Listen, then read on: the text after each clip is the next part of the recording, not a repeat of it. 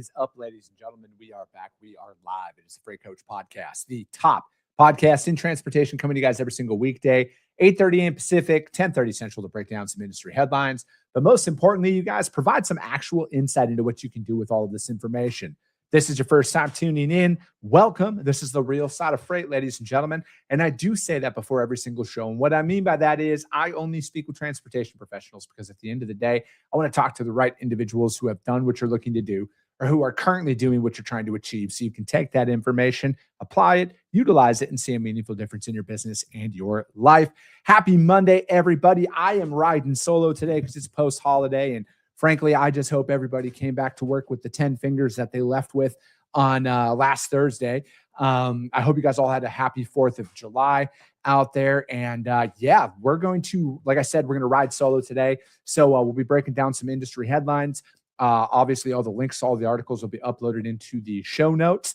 And then we'll be doing my favorite segment, which is This Week in Freight, powered by my friends over at DAT. You guys, we're going to jump in with that right away. This is 100% viewer submitted, you guys. If you guys want your lane broken down in the show, I need you to email my team, podcast@thefreightcoach.com. And again, you guys, I'm just here to teach you guys how I personally read freight markets as I'm going out there and bidding on freight, whether it's short-term, long-term, however that looks. And I know, like right now in particular, there's so much noise out there about how crazy and chaotic things are. And I'm never going to sit here and say that it's not that way, but we're paid to find the stability. So that's what I'm going to sit here and help you guys out with. So today's lane, Omaha, Nebraska to Columbus, Ohio.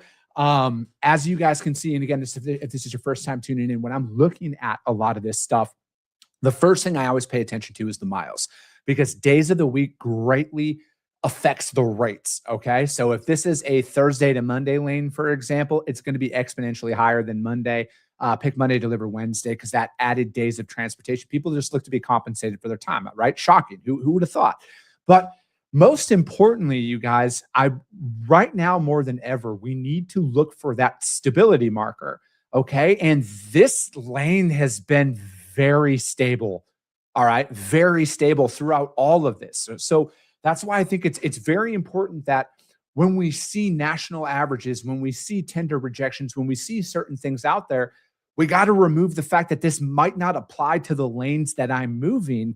And most importantly, you guys, when you're looking at this data set, like I've always said, just because the rates are higher, it doesn't mean that the lane's not performing the same. So now that we've kind of passed through a lot of that early chaos and things have stabilized, which they very much have, data doesn't lie here. If we're looking at this from April through June, you guys, we haven't broke. We're looking at $2,250 to $2,300, right? So over a 90-day period. Now, granted, there was a little bit of a spike here over the 4th of July holiday. I would expect as the more and more things start to trickle in, that's going to increase a little bit more because there's post-holiday capacity constraints that happen literally every single year for the most part. But most importantly, I want you guys to look at this, okay? If you look at back in 2025, granted, the rate's different. All right, so we're not talking about the monetary here. I want you to talk about how the lane performs. It was stable in June, July, and August here, a little bit of an increase in September, but this lane was very stable. And even though the rate's higher right now, things have stabilized on this lane based on what I'm seeing here. Now, is this every single load that you're going to move on this lane is going to perform within this metric? Absolutely not. I operate in the real world, you guys. I don't operate in fantasy land. There's a lot of stuff that comes in, whether it be last minute, whether there's going to be a change in it. Now it's going to be a 1 pick 2 drop, or it's got to, pick up whatever, 11 o'clock at night. It's got to deliver at 6 a.m., just unfavorable transit times, whatever that looks like. There's a lot of factors that come into play. But again, we're paid to find the stability out there on these lanes, you guys. We're not paid to fearmonger and sell our customers on how, everything's chaotic, diesel this, Middle East conflict and capacity, blah, blah, blah, blah. Like they literally pay us to find and be the calm amongst the storm. Like let everybody else out there fearmonger in their sales tactics. This lane is about as stable as I've seen. And we break down three lanes a week on this show, you guys, and we've been doing it now since like February. So the fact of the matter is we've reached a point on this lane. I would assume outside of this week, I've seen post-holiday hangovers last a couple of weeks, so I don't want to sit here and say by July 20th, for example, but things are going to stabilize. This lane has stabilized and it's performing almost identical to how it was at this time last year, albeit a higher rate. Okay. So you need to take that into consideration because at the end of the day, you guys, the rate's the rate. All right. I cannot control the rate, especially out in the open market when you're playing in the spot market. Now, if you're on contract, I'm assuming you're probably wearing it a little bit on this one, but if you're in a spot market situation, I would be very much quoting the exact same. I'm not going to tell you guys what to quote because I don't want to cost you any money. But if I'm looking at the data set that's right here, mark up how you see accordingly, however you do, and I would stay there. All right, I would stay there because from what I'm seeing, this lane has stabilized, and I would bet it's going to continue to stabilize here and remain the same probably throughout the rest of the summer. So if this is your lane out there, I would let it rip. Honestly, I would let it rip. That's how I would personally be doing it. And the beauty of what I say here, you guys, is like I actually move freight. All right, I got 9 pickups going on today. I had 6 deliveries already pre 7 a.m. Okay, so like I'm in the trenches doing that with you guys. If this was my lane, I would be very bold in me quoting it and keeping it the same here because like that's just kind of how we operate. And that's just what we do on every lane that we're moving right now for our current customers, right? We remove the spikes that happen. We eat it during those times and we service. All right. That's got to be your main point of emphasis no matter what. Communication will always go down as the biggest value add you can bring into your customer service. Obviously is equally important, but again, you need to find this stability in the chaos. All right. Let everybody else fear monger. You go in there and operate. All right. Nothing that I've seen out here during this market shift that's been going on. Anybody who's been in the industry longer than a couple of years, this is business as usual. All right. This is business as usual. So this is your lane, Omaha to Columbus. Let it rip. It's all yours. It's about as stable as you're going to find out there. That's This Week in Freight, powered by my friends over at DAT. Again, you guys, if you guys want your lane broken down, email my team, podcast@thefreightcoach.com. All right. We do drive-in, reefer, flatbed. Those are the 3 majors that we run. We do this 3 times a week, and we're going to continue to do it, you guys, because no matter what, we got to find we got to find a way to move the freight, right? Like you can't sit there and constantly go back and forth with your customers on everything. It's not as chaotic as people want to make it out to seem. Now, it's not easy. I'm never going to sit here and say that it's easy. It's just not as chaotic as people want. And if you're going to go out there and make anything happen, you guys, be the one who brings that sense of calm in the storm, and you will separate yourself so much more than everybody else out there in the market, because a lot of people don't know how to handle these situations. Everybody's good when it's easy, all right?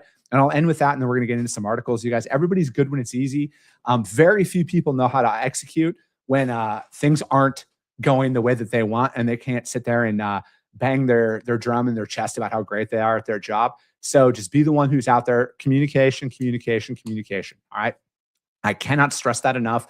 If there's anything you guys take away from any of the content that I put out there when you're servicing customers inside of transportation, over communicate. I have never once had a customer say, please stop letting me know what's going on with my freight.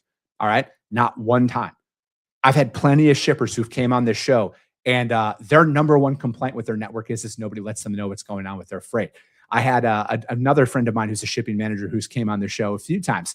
He said it publicly on this show. He's like, you can have a bad day, a bad week, or a bad month of service. You cannot have a bad day of communication, though. So take that for what it's worth, you guys, as we're going out here and trying to move freight, building your book of business, whatever it is, building your business, you guys, there's a solution out there for all of this. But now let's dive in. We're going to be breaking down 3 articles here, or as many as we can get here, because sometimes I go off on some tangents on some stuff. But the first article is going to be from overdriveonline.com. And this one is white label ELD cheater network uncovered by the NMFTA research. Now, you guys can see the NMFTA's logo at the bottom of my screen. They've been longtime supporters of this show. We've talked about this on the show in the past, and they put this out there. So, when we're looking at this, you guys, it says, all right, hold on one second here. New research from the NMFTA gets to the heart of the chameleon ELD epidemic, and the Federal Motor Carrier Safety Administration has taken notice. NMFTA's COO, Joe Orr, he's been on the show a bunch. told Overdrive that the organization has uncovered a network of hundreds of white label devices or technically similar but differently named ELDs registered with the FMCSA. The association kicked off the research after hearing from drivers and carriers like those that Overdrive has reported on and in the Super Ego Chameleon Carrier Network. It's something of an open secret that the ELD, broadly intended as tampering-proof upgrade to paper logs, has been compromised. Now, I'm going to go off on a little bit of a tangent here, all completely related to this. I have no way of proving this at this time, but my end of the road theory, this might take a couple of years for all of this data to come out. My very bold prediction is that the people who are running the ELD frauds are owning the same trucking companies who are in this Chameleon Carrier Network, who are all insured by the same providers, and they're all probably owned by the same handful of people. I bet by the time they're able to uncover all of this stuff, and it takes a long time, right? Because like these guys aren't just dumb with their digital footprint. Like it takes time to uncover a lot of this. I would not be surprised in a couple of years if it is all connected to the same handful of bad actors. I don't know the amount, but I would not be surprised if it's all connected to the same people. It's just a giant web, and they're all interconnected, and they've infiltrated the FMCSA, and they have just found a way to make this work, right? Because our own FMCSA has made it very easy for them to operate like this. Now, last week, I also broke down an article on the show about like how each truck, like, could you have multiple ELD devices in there? And some a driver on, I think it was TikTok, commented, or one of those platforms, he had broke it down because, again, you guys, like I always like to say, I'm not a driver, right? So like I'm not out there. I don't know the ins and outs of every single operation inside of the cab of a truck. I'm familiar with it, but I had brought it up like, hey, if I was thinking like a criminal, I would probably want to do this. And this driver, who clearly is an ethical driver, laid it out how it was impossible. But like the more I read that comment, the more I thought, well, just because you wouldn't do it that way doesn't mean somebody else wouldn't do that way. And inside of this article, they're breaking it down, right? Like I don't think it's as complex as people think. And like I was saying on that show last week, if I were to think like a criminal, that is probably what I would do. Because if you're looking at digital bills of lading, if you're looking at the digital footprint, it's very easily manipulated. And just because you wouldn't do it doesn't mean that others out there wouldn't do that. And then furthermore, if you thought of a way how it wouldn't work, who's to say that somebody couldn't reverse engineer it and make that work, right? Again, I'm not trying to fearmonger. I just think like at times, just because we wouldn't commit the crime doesn't mean that there aren't people out there who wouldn't, and they wouldn't make that work. But if you look at this, again, back into this, firmware and software code analysis revealed that dozens of seemingly unique, independently branded ELD providers listed on there are running an identical copied code base. So essentially, when they say white label, there's software companies out there, you guys, that like license their product. All right. So they have the base of it built, and then they let people onto their system. Look at like Microsoft Office, for example, how we all operate off of that, or like an AI platform. We don't own Google, Gemini, but like you can build shit within Gemini and sell that, right? So that's what they're essentially saying here. And then this shared digital infrastructure creates a severe systemic risk. It allows bad actors to manipulate hours of service, bypass federal safety oversights, and leave carriers vulnerable to cyber attacks. Furthermore, if the FMCSA bans one non-compliant brand, the exact same flawed software can easily persist under multiple other reskinned brand names. So, like, again, that's an angle where you can get in there and it's like that's how it's done. All right. Like, and they lay out the framework inside of this article here. So, it's not just about a few rogue operators overall anymore, you guys. I think dozens of completely separate ELD brands share the exact same backend. All right. The exact same software architecture and all the exact same security vulnerabilities. Right. So again, if you're looking at just a small network of people who are doing it, you have one code, and then you create like 15 different or 20 different companies under that, all using the same thing. But now you have ABC ELD company, EFG, ELD company, and so on and so forth, but they're all operating under the same one. And if you get the same network of fraudulent actors all operating off of the one, and then that one found, the FMCSA finds out that gets compromised, then ironically, they all jump over to the next one, and then they just start going down the row. The same thing goes on with authorities, right? How some people have 35 different MCs. Hypothetical example, one MC gets compromised, boom, they all fire up under the next one, and so on and forth. They reincarnate overnight. So again, I think it's probably the same handful of bad actors. I think that's the end game of what the data will eventually get to. And this is another thing too, the self-certification process. That is a major gap out there. And again, I don't know the ins and outs of it. At this point, it could be fixed. I didn't look into it before the show this morning, but the self-certification, I'm the last one to talk about more government at all. But like in these specific examples, you guys, like, I think like we've allowed this to happen is all I'll say with that. And, the NMFTA's firmware teardowns prove that these shadow networks are explicitly engineered to allow drivers or foreign dispatchers to bypass legal hours of service thresholds undetected, i.e. somebody can go in there and just reset your hours every single day, right? You can go in there and reset it. And again, if you look at the old days of, paper logs and everything, the old man's passed away. He had like 5 logbooks, all right? He had 5 logbooks when he was driving. Everything was fucking filled out differently. If there's a will, there's a way. And then it goes on to talk about the reskinning loophole. If federal regulators crack down and, so again, it's like they just rebrand. That's back to the whole self-certification needing to go away. And this is how this is allowed to go in there and independently change essentially overnight. And then again, if we're looking at from a cybersecurity perspective, I know a lot of people don't think about that, especially if you're an independent operator. I think that at times we have a false sense of what, like, oh, I'm a small business, no one would go after me. On the contrary, it's a lot easier to steal $100 from 1,000 people than, $1 million from one.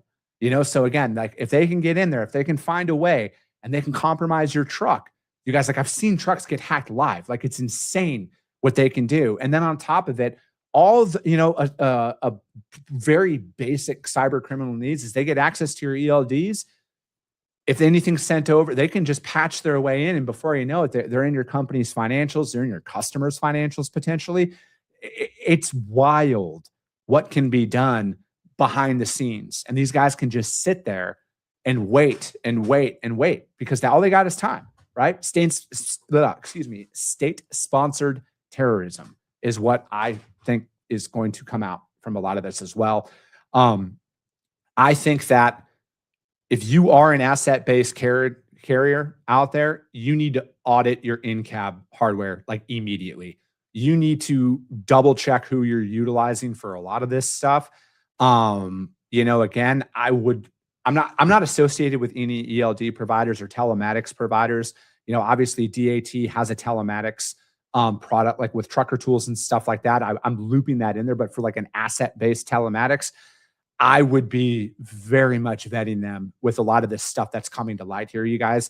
I would just hate to see somebody get looped into this because they bought the wrong ELD provider and they're, fraudulently operating, and it could potentially shut their business down if this ELD company gets, shut down. And then you're not part of the reincarnation crew that goes on to the next one. You could be out of business or have a non-working product, and then you're stuck on the side of the road. You just never know. So again, I would look into this one, you guys. This article from overdriveonline.com, the white label ELD cheater network uncovered in NMFTA research. I think it's just the tip. Just see it just for a second. It's just the tip of the iceberg of what I truly think is going to come out as things continue to get uncovered in a lot of this, right? Because it's your digital identity of your company is everywhere, and the risk of you being compromised is only growing by the day. Next article, freightwaves.com. highway post-Montgomery requiring ELD hookups for all carriers. Um, it's it says in a mass, hold on, my computer. There we go. What is reportedly a small percentage of carriers that are vetted through the highway compliance system are facing a looming requirement to hook up their ELD to the company's system. July 5th is the deadline. Obviously, today's the 6th. And the policy is a direct response after the Supreme Court decision that came down. And then it said brokers are requesting heightened visibility into motor truck carriers they hire to haul loads, according to the memo supplied to FreightWaves and confirmed by Highway. More and more brokers will be demanding validation that the carriers booked on a load is the carrier picking up the load. Highway has grown sharply in recent years, and its product aims to provide a high level of assurance to brokers that they are dealing with the carrier they hired to move this one. And then, according to Highway, 90% in the Highway system already have their ELD connected into the company. That has seemingly been done in my operation for a while now. And then I think that, okay, hold on.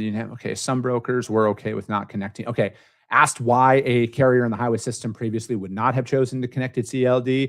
Every broker had a different level of requirements, and then some may not have mandated that a carrier that they onboard needed its ELD connected. The broker always reserves the right to load whoever they want, they said, which I think is a very key point out there. So, a large carrier with a stellar reputation and other means of assuring brokers of its legitimacy may not need the ELD hookup, she said, but the broker may keep the requirement in place for the ones who they are more sure of, and then Graf said, brokers still often push for visibility with carriers they know and with the ELD connection. I look at, we personally utilize Highway inside of our system, inside of our company. I look at with what's coming down with this. And again, this is something that we've been doing for a long time now. I know there are some ELD exemptions out there for the 1999 and older engine models or in VIN numbers and stuff like that. But, I look at with where things are. My only fear with some of these pushes is will this eventually deter a carrier from wanting to work with a broker? And again, I could make a ton of different arguments here on both sides of it. But is this going to cause a resistance out there where carriers are going to refuse to work with brokers? And then are they going to walk back requirements like that? And I've been saying this for years on this show is it's like requirements only work in certain markets. And then do those requirements get laxed when capacity tightens up? And are you willing to look the other way to get the load covered? Again, I'm not saying that Highway is mandating any of this stuff, but I know how brokers think. I've been a broker for a very long time, and I know how some people are going to operate and choose to operate. And I think that rules are broken constantly. And circumstantially, everything sounds great in a perfect controlled world where everything's picking up on time and delivering on time. But how are you going to operate? How are you going to operate if you're failing on a load? What are you going to do if the only truck that is remotely interested in your shipment doesn't pass the sniff test, but you're like, fuck it, I'll roll the dice and send them in anyways? Again, there's very real conversations that are had out there on the brokerage floor that don't make it out to the media and social media. And are you going to be the one who's going to be willing to lax your requirements? Now, Chris Jolly, personally, my operation, and I only speak for myself, under no circumstances are we going to look the other way. All right. Requirements are there for a reason.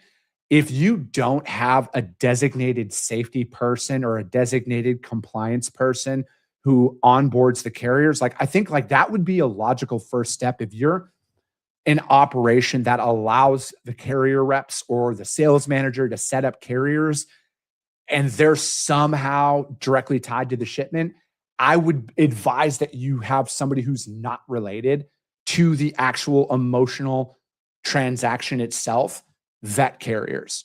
Again, I don't know everybody's operation. I'm sure some of you are hearing this. Of course, we have a compliance department that doesn't apply to us, but maybe you don't have a compliance department. I think with what we're seeing now is you need to have somebody who is not emotionally or financially tied to that shipment running compliance or setting up carriers. I truly feel that way. Because I know what it's like when you're struggling to cover a load. I know what it's like when the only option you have is for a loss, or maybe you got lucky and this is the only winning option you have, but like things don't clearly check out. It's one of those situations where you need somebody who is not emotionally connected to the transaction to have the hard stop call on it, because otherwise that's how things slip between the cracks, right? And I think like we're just at a point in time with a lot of this, you guys, where it's like, I just don't understand why you would roll the dice. I really don't. I really don't understand why you'd roll the dice, especially after the article that we just broke down about the NMFTA and the fraudulent ELD providers and stuff that are out there. The digital footprint is very, very deep at this point, you guys. And sometimes when organizations show you how they really are, you should probably pay attention to that. And I think that if they're out, like my number one thing, you guys, is if somebody calls in, and this is why I don't really like working with dispatch services, is because I've heard this multiple times over the years. Oh, that MC didn't work. Try this one. Again, that's like the biggest red flag to me. But again, if the digital footprint of the carrier doesn't align, they have safety violations, it doesn't matter. I would rather, and again, and I live by this, my businesses live by this. I would rather lose a customer for telling them the truth than keep one on a lie. And then the ramifications that potentially come down by turning a blind eye to choosing the wrong carrier in today's environment is just not worth it, you guys. It's not worth it at all.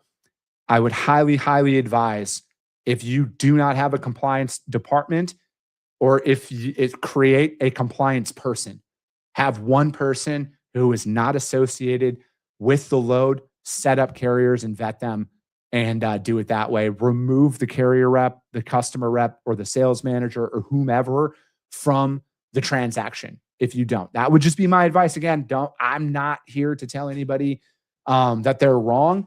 That's what I would do if I didn't have it. After hearing a lot of the stuff that's been coming down lately, I would want that plausible thing in place, you guys. And then there has to be set parameters, no exceptions. If they're not willing to do X, do not set them up under any circumstances. And again, I think that it hasn't happened yet, but eventually when a shipper gets pulled into a lawsuit and a shipper potentially goes out of business because they ultimately loaded the truck and allowed it to happen. Again, I'm not a lawyer, but I think it's only a matter of time before some of these shippers get pulled in to these lawsuits, and then they're going to lose and they're going to have to shell out millions and millions of dollars. That's when I think it's going to become an even bigger thing. And like I've said all along, unfortunately, the next lawsuit that comes about, that's the one I'm paying more attention to on it, because a lot of things can happen here, you guys. But again, yeah, that article, freightwaves.com, that is going to be it, you guys. We didn't get to the third one, but as always, you guys, all the links to the articles are put up in the show notes. I really, really, really want you guys to do your own research on it. There's a ton of free tools out there. My podcast is free. You can literally go back and listen to all the episodes. I think I do a pretty good job of labeling them for what the topic is. But again, you guys, that's going to be it for today. As always, if you got value in what you heard and you're not subscribed, subscribe to the show, you guys. And if you're feeling ambitious, rank it on iTunes and Spotify, because if you see value, your network's going to see it as well. I appreciate you guys. I love you guys. And we'll be talking to you soon.